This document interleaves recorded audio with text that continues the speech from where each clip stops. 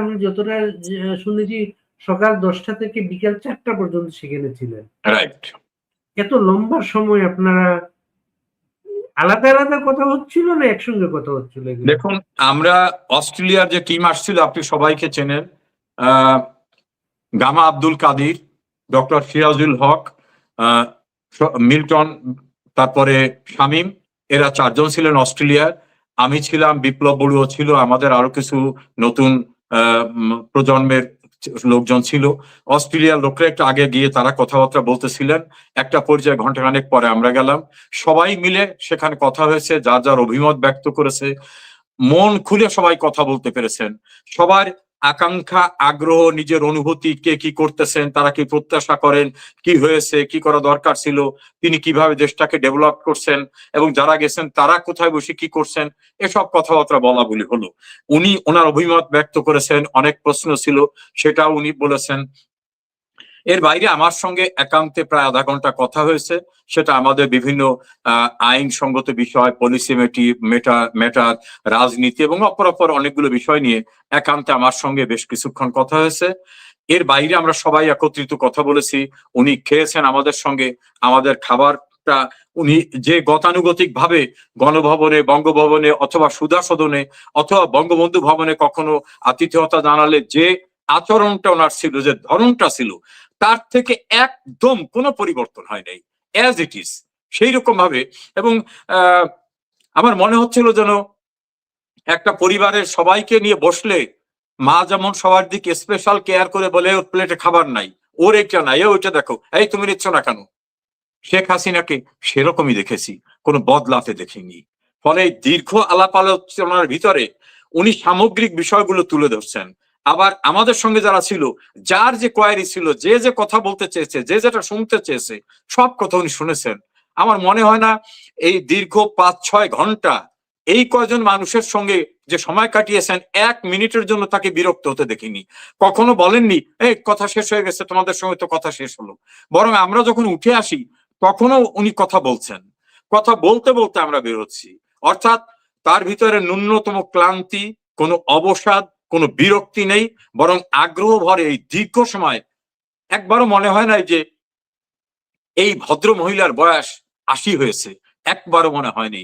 তার ভিতরে যে একটা কি বলে, একটা তারুণ্য দীপ্ত শক্তি, দীপ্ত প্রত্যয়, দৃঢ়তা, আগ্রহ, তার স্পিরিট, এই সবগুলো দেখে মনে হয়েছে যে কোথাও কোনো ঘাটতি নাই, কোনো ক্লান্তি নাই, কোনো হতাশা নাই, বরং প্রত্যাশা আছে, স্বপ্ন আছে, পরিকল্পনা আছে, সেটাই মনে হয়েছে। আইনগত ব্যাপারকে টিমটা কি, টিম গঠনের কাজ শুরু হয়েছে না এটা গঠন করা আছে অলরেডি আপনাদের? দেখুন, কিছু কিছু বিষয় আছে, সেগুলো আমাদের নানা রকম রণকৌশল, সেটা কোর্ট অঙ্গনের কৌশল, রাস্তার কৌশল, এগুলো তো একটা ভিন্ন বিষয় আছে, সেগুলো চলমান প্রক্রিয়া চলছে, হয়তো আরো চলবে। বিদেশি থাকবেন সেখানে? এই বিষয়গুলো সময় এবং পরিবেশ বলবে। এই টিমটা কি আগে যাবে না একসাথে যাবেন আপনারা? এটাও উনি যেভাবে নির্ধারণ করবেন, উনি যেহেতু আমাদের কমান্ডার, সুপ্রিম কমান্ডার, উনি প্রধান, উনি যেভাবে নির্ধারণ করবেন সেভাবেই হবে। এই যে সরকার, ইন্ডিয়া গভর্নমেন্টের ছোট্ট একটা ক্লিপিং একটু দেখে তারপরে কথা বলিস। দেখুন, your question regarding statements or interview that was given by former Prime Minister. Now, on this particular issue, there is no change in our approach to the matter. Any extradition matter is a legal issue, as you very well know, and it will be dealt with accordingly. এখানে দুটো জিনিস আছে। এক নম্বর হচ্ছে তার ব্যাপারে ভারত সরকারের স্ট্যান্ডের কোনো চেঞ্জ হয় নাই। ভারত সরকার উনি যাওয়ার পরে সেখানে তো ভারত সর্বভারতীয় অতিথি হিসেবে তিনি সেখানে আছেন। তিনি সেগুলো বন্দী না, যে বন্দি বিনিময় চুক্তি ইত্যাদি ইত্যাদিতে। তিনি যদি নিজে চলে যেতে চান, এইটা ওনার নিজস্ব সিদ্ধান্ত। আর যদি বাংলাদেশ সরকার আইন দেখাতে চায়, আইন যদি দেখাতে চায়, আইনি ফরম্যাটটার ইঙ্গিত দিলেন কিন্তু এখানে।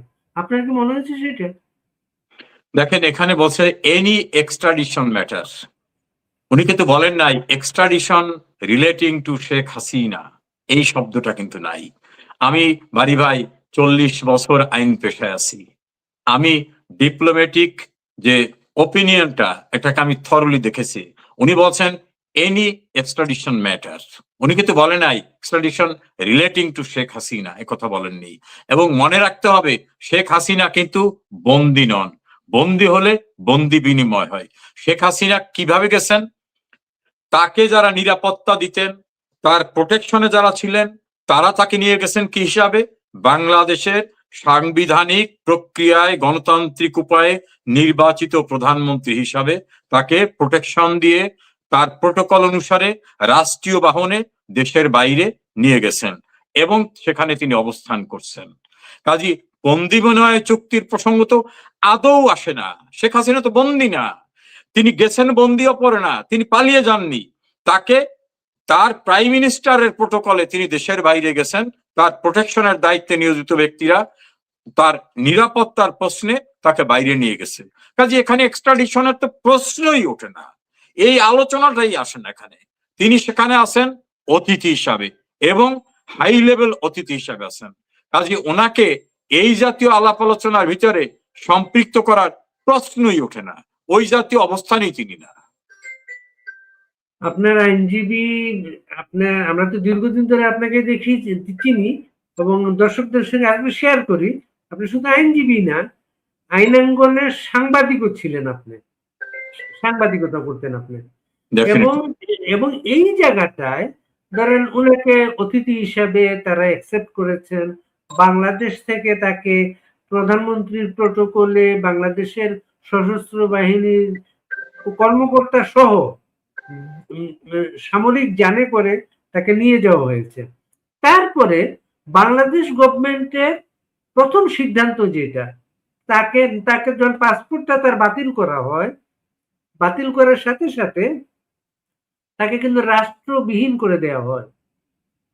পাসপোর্টটা তো বিদেশে আমার আইডেন্টিটি, আমি একটা দেশের পাসপোর্ট হোল্ডার, আমি ওই দেশের নাগরিক।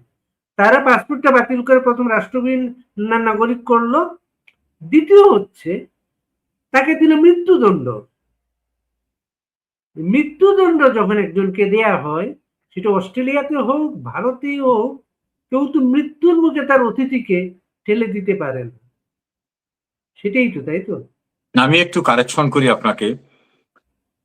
পাসপোর্ট বাতিল, আওয়ামী লীগের অনেক নেতা কর্মী, এমপি, মন্ত্রীদের পাসপোর্ট বাতিল করা হয়েছে। অনেকেই দেশের ভিতর আছেন পাসপোর্ট কখনো নেই। পাসপোর্ট না থাকলেই তিনি রাষ্ট্রবিহীন হয়ে যান না। আর একজন নাগরিকের নাগরিকত্ব এত সস্তা বিষয় না। শেখ হাসিনার নাগরিকত্ব নিয়ে কোনো কোশ্চেনের অবকাশ নাই। He is very much citizen of People's Republic of Bangladesh. তাকে যে মৃত্যুদণ্ডাদেশ দেওয়া হয়েছে এটা সারা দুনিয়া জানে, এটা সাজানো বানোয়াট একটা মোকারি পলিটিক্যালি মোটিভেটেড ট্রায়ালের মাধ্যমে করা হয়েছে। কাজে এইটা নিয়ে তাকে আরেকটা বিষয় হলো, তিনি যদি কোনো দেশে পলিটিক্যাল অ্যাসাইলাম সিক করতেন যে আমি আমার দেশে নিরাপদ না, তখন সেই দেশ তাকে রাজনৈতিক আশ্রয় দেবে কি দেবে না, এই বিষয়টা তারা চিন্তা ভাবনা করবে কি করবে না, এটা একটা বিষয়। উনি তো রাজনৈতিক আশ্রয় চাননি, তিনি রাষ্ট্রীয় অতিথি হিসাবে সেখানে গেছেন। কাজেই যে মুহূর্তে দৃশ্যমান হয় যে তাকে মৃত্যুদণ্ড দেওয়া হয়েছে, সেই মুহূর্তে তার দেশে ফেরা নির্ভর করছে তার রাজনৈতিক কর্মসূচির উপরে, দেশের মানুষের ডিমান্ডের উপরে।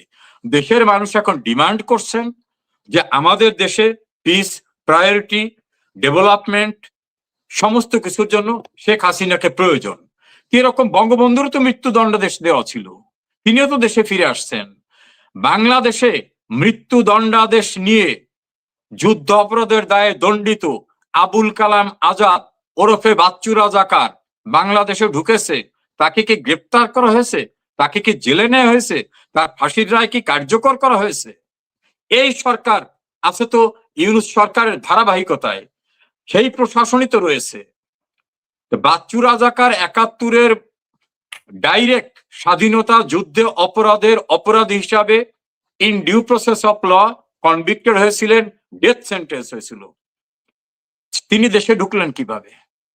ঢোকার পর তার জন্য কি ব্যবস্থা নেওয়া হয়েছে? তাকে কি কাস্টডিতে নেওয়া হয়েছে? এই অনেক প্রশ্নই সামনে চলে আসছে এবং আছে।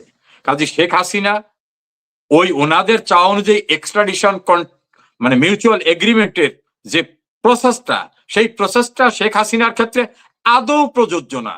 শেখ হাসিনা বন্দী না, তিনি বন্দি বিনিময় চুক্তির আওতাভুক্ত হবেন না।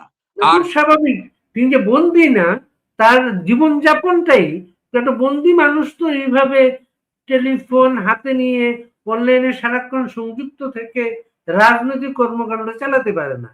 বন্দী মানুষ, এটা মুক্ত মানুষ।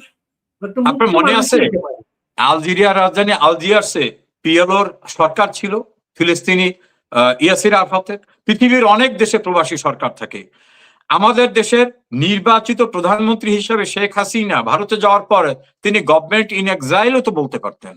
বলতে পারলে কারু ক্ষমতা ছিল না এটাকে ডিনাই করা, কারণ constitutionally she was elected prime minister of Bangladesh. কিন্তু তিনি হয়তো দেশের অস্থিতিশীলতা, অশান্তি বা অভ্যন্তরীণ কোনো গৃহ বিবাদ হবে এ জাতীয় বিষয়কে হয়তো বিবেচনা করে থাকতে পারেন। না হলে উনি যদি ক্লেম করতেন যে still I am prime minister, আমার ক্যাবিনেট আছে, গভর্নমেন্ট ইন এক্সাইল, কি করতেন? কিছুই করার ছিল না। কাজে ওনাকে বন্দি বিনিময় চুক্তি টুক্তি এইসব তত্ত্ব যারা জ্ঞান বিতরণ করে, আবার কেউ কেউ লয়ের ব্যাখ্যা দেয়, পলিটিক্যাল পারসেপশন থেকে লয়ের ব্যাখ্যা দেওয়া যায় না। ল ইজ ল, এটাকে নিজের মনের মাধুরী মিশায়ে ব্যাখ্যা দেওয়া যায় না। এবং ভারতে তো এই মুহূর্তে এমন একটা নজিরও আছে, যেমন দালাই লামার কিন্তু সরকার আছে কিন্তু ভারতে। আমি তো সেটা বললাম যে ওখানে শুধু না, পৃথিবীর অনেক দেশেই এরকম আছে। কাজে ভারত একটা বিশ্বের সবচেয়ে বেশি জনবহুল গণতান্ত্রিক একটি রাষ্ট্র। ভারত গণতান্ত্রিক প্রক্রিয়াকে সবসময় মর্যাদা দেয়। 1971 সনে আমাদের কোটি মানুষের আশ্রয় দেওয়া, মহান মুক্তিযুদ্ধে তাদের বিশাল অবদান সহ ভারতের সেই ঐতিহ্যটা আছে। আজ আর শেখ হাসিনা কোনোভাবে শরণার্থী না, রাজনৈতিক আশ্রয় প্রার্থী না, বন্দী না। কাজে এই চ্যাপ্টারটাই আলোচনার বাইরে। একজনের প্রশ্ন ছিল, আমি আপনার প্রশ্ন উত্তরটা দিয়ে দিই ওনাকে। উনি চাচ্ছিলেন ওইখানকার আপনাদের সাক্ষাতের কোনো ছবি দেওয়ার জন্য। ওইখানে যারা গিয়েছেন তারা মোবাইল ফোনও নিতে পারেন না, ছবি তোলা তো তার নিরাপত্তার কারণে এগুলা মেনটেন করা হয়েছে, তাই তো? সঠিক, কোনো মোবাইল ইলেকট্রনিক সামগ্রী কিছুই নিতে দেওয়া হয় না, কারণ শেখ হাসিনার জীবনের নিরাপত্তা এবং রাষ্ট্রীয় এতটা গুরুত্বপূর্ণ অতিথি তিনি যে ওই লেভেলের অতিথির নিরাপত্তা নিশ্চিত করার জন্য প্রোটোকল অনুযায়ী যেটা করতে হয় সেটা করা হয়। সেই জন্য ওখানে কেউ কোনো ছবি তুলতে পারেন না।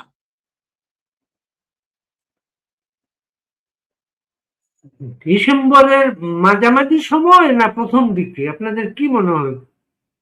দেখুন, উনি আমাদের সুপ্রিম কমান্ডার, ওনার রণকৌশল আছে, উনি সেই কৌশল অনুযায়ী সিদ্ধান্ত দেবেন।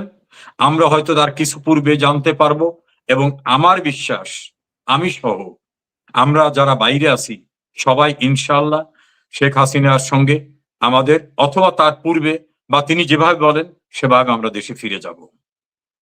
গতকালকে সরকার থেকে দু ধরনের বক্তব্য এসেছে। এক নম্বর, প্রথম বক্তব্য এসেছে তথ্য উপদেষ্টার কাছ থেকে, তাকে তারা ওয়েলকাম করবেন, ন্যায় বিচার দেবেন ইত্যাদি ইত্যাদি, এবং তার কোনো ভবিষ্যৎ নেই, অপ্রাসঙ্গিক ব্যাপার এরকম কথাবার্তা বলেছেন। আবার স্বরাষ্ট্রমন্ত্রী, আইনমন্ত্রী বলেছেন, চিফ প্রসিকিউটর বলেছেন যে তার কোনো আত্মসমর্পণের সুযোগ নেই, আসবেন, অ্যারেস্ট হবেন এবং সাজা কার্যকর করা হবে। বঙ্গবন্ধুর সাজা কার্যকর করতে চেয়েছিল যারা, তাদের চেয়ে শক্তিশালী এরা না। সেই পাকিস্তানের ফিল্ড মার্শাল মোহাম্মদ আইয়ুব খান এবং তার উত্তরসূরিরা। আর যে দেশে শেখ হাসিনার জন্ম, যে দেশের স্বাধীনতা এসেছে তার বাবার নেতৃত্বে, যে দেশ সমৃদ্ধ হয়েছে শেখ হাসিনার নেতৃত্বে, যে দেশের মানুষের দুঃখ দুর্দশা দূর হয়েছে শেখ হাসিনার নেতৃত্বে, যে দেশের মানুষের অন্ন, বস্ত্র, বাসস্থান, চিকিৎসা, শিক্ষা এই সাংবিধানিক ডিমান্ডটা ফুলফিল হয়েছে শেখ হাসিনার নেতৃত্বে।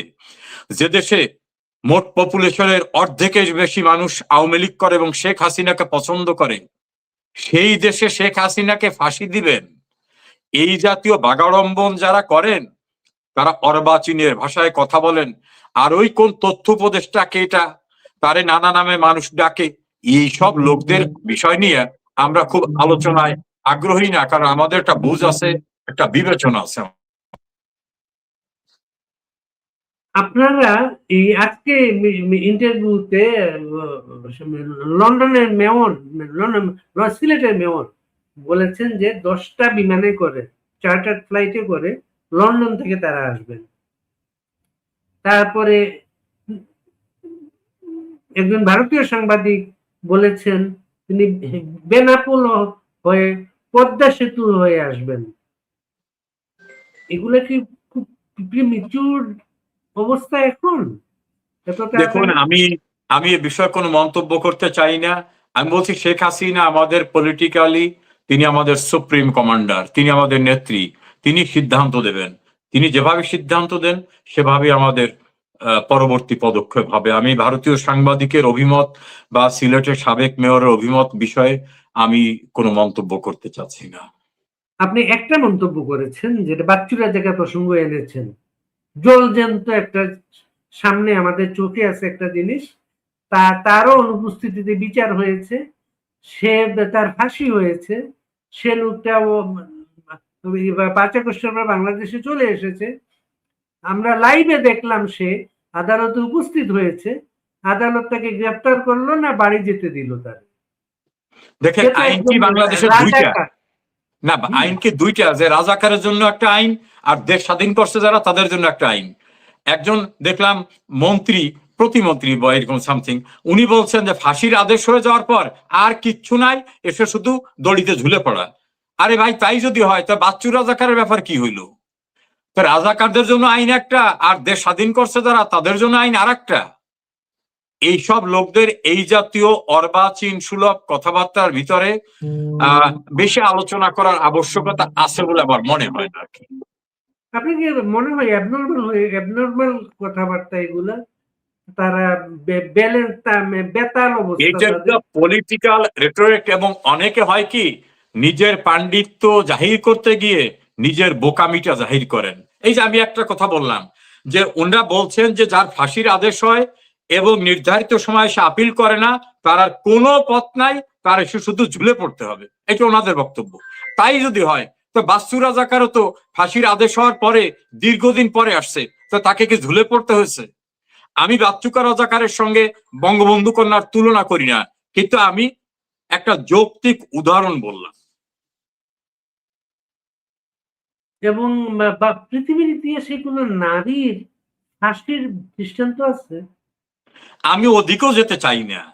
যে বিচারটাই অবৈধ প্রক্রিয়া হয়েছে, যে বিচারটা হয়েছে উদ্দেশ্যমূলক ভাবে, যে বিচারটা হয়েছে প্রতিশোধ নেওয়ার জন্য, সেই বিচার প্রক্রিয়ায় ওনারে ফাঁসি দেবেন না, উনি নারী মানুষ, এই জাতীয় আলোচনায় আমি যেতে চাই না। কারণ এই টোটাল ট্রায়ালটা হয়েছে অবৈধ, বিচারক নিয়োগ অবৈধ, ট্রায়াল প্রক্রিয়া অবৈধ, কনস্টিটিউশন অফ ট্রাইব্যুনাল অবৈধ, সাক্ষীরা পক্ষাশ্রিত।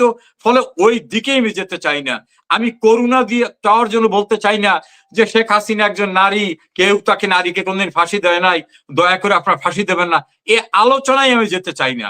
শেখ হাসিনা একজন নারী না, শেখ হাসিনা একজন রাষ্ট্রনায়ক। শেখ হাসিনা আধুনিক সমৃদ্ধ বাংলাদেশের প্রতিষ্ঠাতা। শেখ হাসিনা বাংলাদেশের সর্বোচ্চ সংখ্যক মানুষের আদর্শের, বিশ্বাসের, আস্থার নেত্রী। কাজে তার সঙ্গে আমি কোনো কিছুকে তুলনা করতে চাই না। শেখ হাসিনা যেদিন দেশে ফিরবেন সেদিন এই তত্ত্ব কথা বলা, এই ভণ্ডামি করে ভাষণ দেওয়া ব্যক্তিদের খুঁজেও পাওয়া যাবে না, এটা আমার বিশ্বাস। আওয়ামী লীগের শুভাকাঙ্ক্ষীদের একটা উদ্বেগের বিষয় হচ্ছে এখন রাষ্ট্র ক্ষমতায় সেই ব্যক্তিটি যিনি তাকে গ্রেনেড হামলার মাধ্যমে হত্যা করতে চেয়েছিল, সেটা তখন এক বিএনপির একটা সোর্স আমাকে যখন বলেছিল, আমি আমার পত্রিকায় রিপোর্ট করেছিলাম তখন, সেটা তিনি পুরো প্লটটা সাজিয়ে 3 দিনের জন্য কক্সবাজার চলে গিয়েছিলেন। ওই 3 দিন কক্সবাজার ছিলেন তিনি, এবং আহ, আহ, তার যে গল্পের মতো বলছিল আর কি, ওই সিনেমার গিয়েছিল না, রানী রাজপুত্র, রাজপুত্র একজনকে খুন করে ক্ষমতা দখল করতে চায়, ইত্যাদি ইত্যাদি। আমি জিজ্ঞেস করলাম তার মা বা তার মা তো প্রাইম মিনিস্টার, সেও তো একজন প্রাইম মিনিস্টার হবে, তাই এত তাড়াহুড়া কেন? না, তাকে এমন ভাবে বোঝানো হয়েছে কবে তোমার মা মারা যাবে আর তুমি প্রাইম মিনিস্টার হবে। এমন একটা লোভী মানুষ, সেই মানুষ রাষ্ট্র ক্ষমতায়, সে কি সুযোগটা নিতে পারে? শেখ হাসিনাকে হত্যার চেষ্টা যতবার করা হয়েছে ততবার এই সবকিছুর সঙ্গে যারা জড়িত এবং তাদের উত্তরাধিকারীরা লিঙ্ক অফ চেইন সাকসেসর হিসাবে তারা চেষ্টা করেছে। এখনো যে সে চেষ্টা হবে না তা নয়। আমি জিজ্ঞাসা করেছিলাম, উনি বলছেন দেখো হায়াত মৃত্যু আল্লাহর হাতে, আর আমি মৃত্যুর ভয়ে আতঙ্কিত না। তাহলে আমি 2004-এর 21 আগস্টের পরে এবং তার পূর্বে কোটালীপাড়ার ঘটনা, ঈশ্বরদীর ঘটনা, চট্টগ্রামের লালদিঘি ময়দানের ঘটনা, দেশের বাইরের ঘটনা, সাতক্ষীরার ঘটনা, এত কিছুর পরেও আমি রাজনীতিতে সবটুকু নিবেদিত থাকতাম না।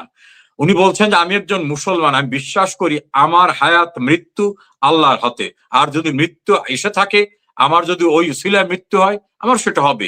এটা নিয়ে আমি ভীত না, শঙ্কিত না, আমি ওই কারণে আমি আতঙ্কিত না। সময় রেজাল্ট করেন, আমরা শেষের দিকে আমি একটু জানতে চাচ্ছি, এই যে সাক্ষাৎটা আওয়ামী লীগের অনেক নেতার মতো আপনারও খুব মানসিকভাবে প্রার্থিত একটা বিষয় ছিল, তার সাথে দেখা হবে, এবং যখন চলে আসতেছিলেন তখন আপনার কি মনে হচ্ছিল? আমি চলে আসার মুহূর্তে মনে হয়েছিল যে আমি নানা কারণে তো দ্বিধা সংশয় থাকে, একটা ট্রমাটাইজ অবস্থা থাকে।